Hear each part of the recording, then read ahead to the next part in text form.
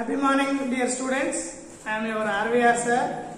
Today we are going to discuss one more beautiful concept, that is the comparisons between the ordinary ray and the extraordinary ray.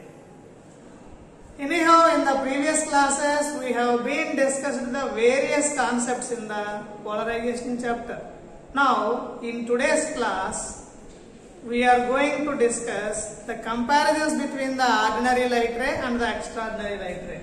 In your terminology, the comparison between the O ray and the E ray, or differences between the O ray and the E ray.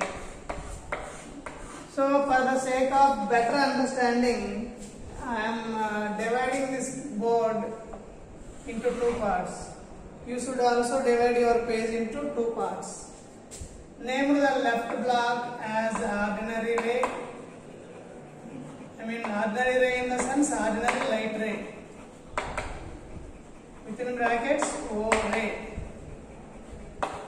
Not O ray. O ray. And then extraordinary light ray. Extraordinary light ray. Or within brackets, E ray. This is how divide your page into two blocks, and then we will discuss the point by point. For example, if you look at the first point in the ordinary light ray, the first one is ordinary light ray obeys all the ordinary laws of refraction. It obeys all the ordinary laws of refraction. Ordinary laws of refraction. Whereas extraordinary ray generally does not obey the ordinary laws of refraction. It doesn't obey the ordinary laws of refraction.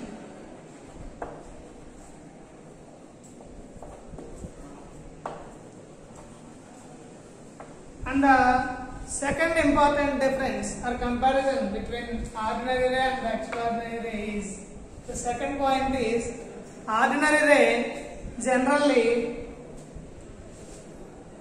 obeys the Snell's law.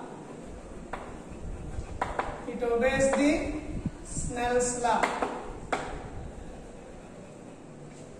Whereas extraordinary ray doesn't obey the Snell's law. It doesn't obey the Snell's law. This is one more difference between the ordinary ray and the extraordinary ray.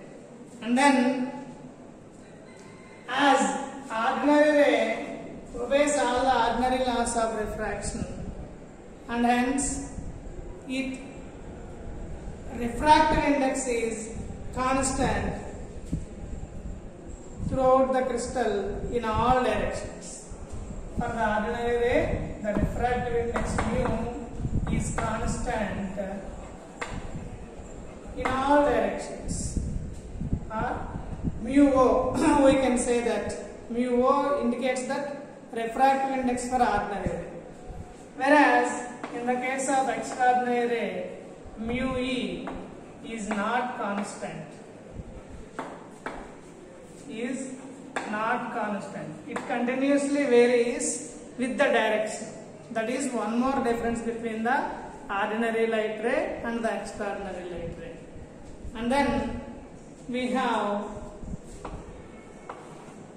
the fourth important difference in the case of ordinary light ray is, for the calcite crystal, the refractive index of ordinary light ray is given by 1.6584. 1.6584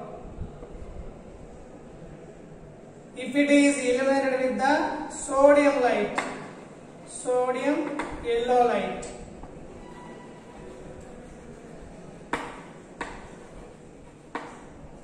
So the refractive index of the ordinary light ray when it is illuminated with the sodium yellow light is given by 1.6584 and is constant in all directions. And then the same point in the case of extraordinary ray, the refractive index of extraordinary ray is 1.6584 along the direction of optic axis,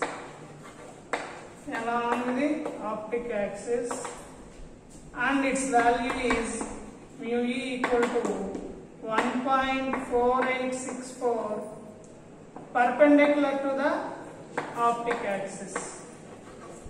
Or normal to optic axis. So this is one more difference between the ordinary light ray and the extraordinary ray. So the refractive index of the ordinary light ray is constant in all directions, whereas the refractive index of the extraordinary light ray changes with respect to the direction. And then one more important difference between the ordinary light ray and the extraordinary light ray is, in the ordinary light ray, the electric vector components are vibrating perpendicular to the extraordinary ray and it is normal to the direction of propagation of light ray. So, the ordinary light ray components, electric vector components vibrating perpendicular to the E ray and the direction of propagation, or simply we can say that propagation vector K, whereas the extraordinary light ray is vibrating perpendicular to the ordinary light ray and it is having electric vector component parallel to the direction of propagation. It is perpendicular to the ordinary light ray and parallel to the propagation vector K, or direction of propagation of the light. So this is one more difference between the ordinary light ray as well as extraordinary light ray. And then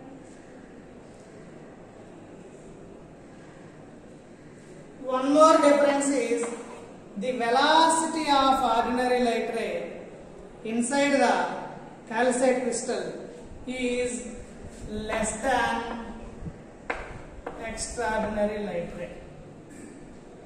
Whereas for the calcite crystal, calcite in the sense negative crystal, the same one is the velocity of extraordinary light ray is greater than velocity of ordinary light ray for the calcite crystal.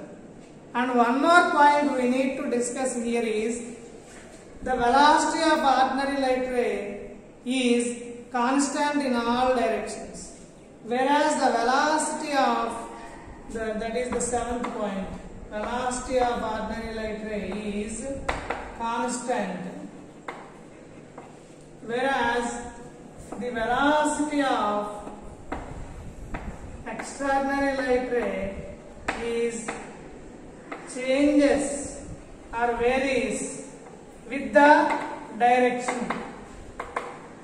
That means it depends on the direction of propagation. That is one more difference. And then the next important difference is the angle of refraction.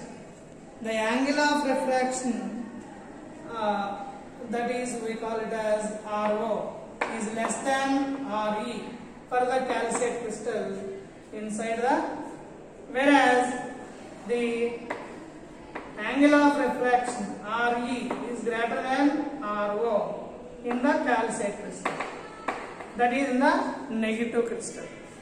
That is one more difference. That is the angle of refraction for ordinary light ray is less than the angle of refraction for extraordinary light ray in the case of negative crystal, that is calcite crystal.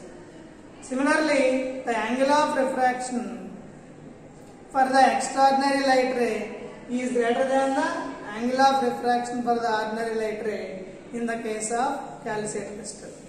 As the angle of refractions are less, then obviously what we call it as a ninth point, that is the refractive indices reciprocal to the angle of refraction. Therefore, the refractive index of ordinary light ray is greater than the extraordinary light ray in the case of calcite crystal. The ninth point here is the refractive index of extraordinary light ray, mu e. The refractive index of extraordinary light ray is less than the refractive index of ordinary light ray in the case of calcite crystal, that is negative crystal.